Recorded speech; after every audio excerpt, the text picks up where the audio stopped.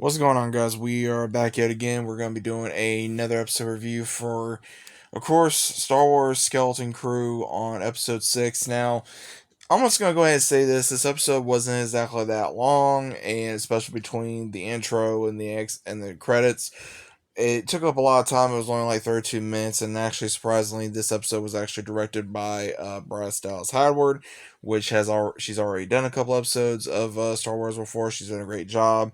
Now, this one really takes off of what happened in the last episode because we see where, of course, Jude Law's character does escape this unknown tomb, and he's caught by Jaleel White's character and the rest of the pirates, and he's trying to say, oh, there's treasure down there, and then he even tries to have 33 help him, but then, of course, they're captured.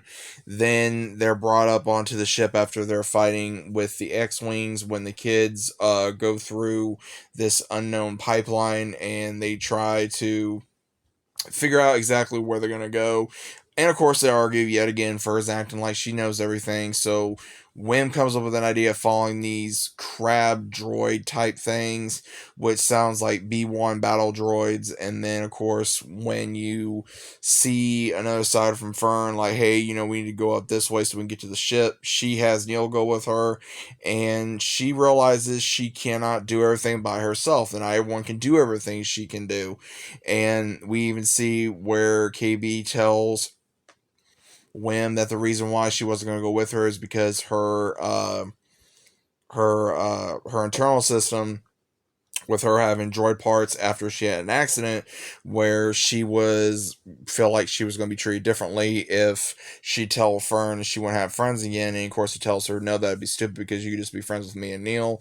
And she kind of walks him through so we can replace the wires and the main core processor in her head, and she walks him through it before she has a full shutdown, and he's able to fix her. And somehow he's able to do this even though she was walking through how to do it, which again is not a big deal, but it's kind of And we go back to where Jude Law's character is pretty much on trial for being the former captain, and he's confirmed guilty, and then he's going to go to an airlock for his punishment.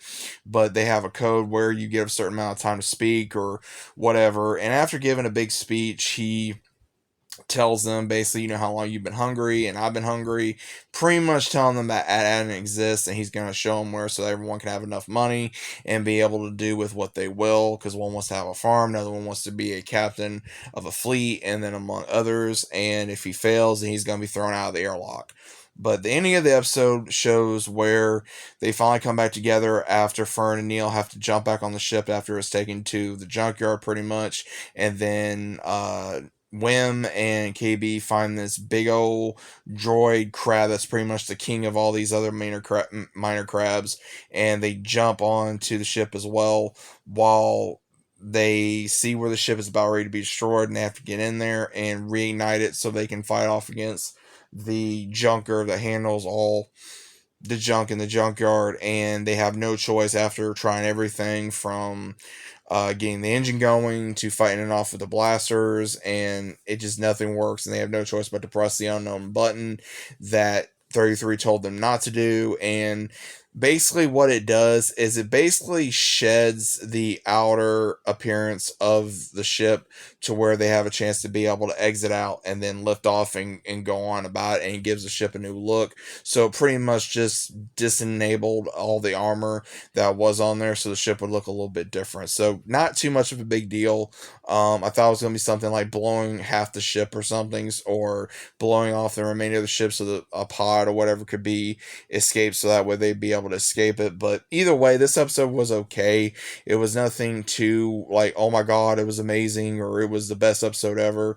It was okay. It was more, I would say, dull in my opinion. I think last week's episode I enjoyed a lot more, but this episode just was not impressive to me that much.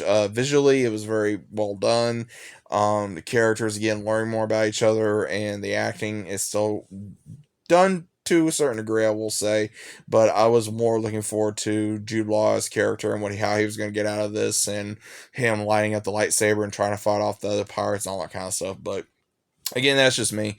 But what you guys think of this episode? Was it good? Was it bad? Or are you guys even still watching? Let me know what you think, and I'll see you as always on the next one.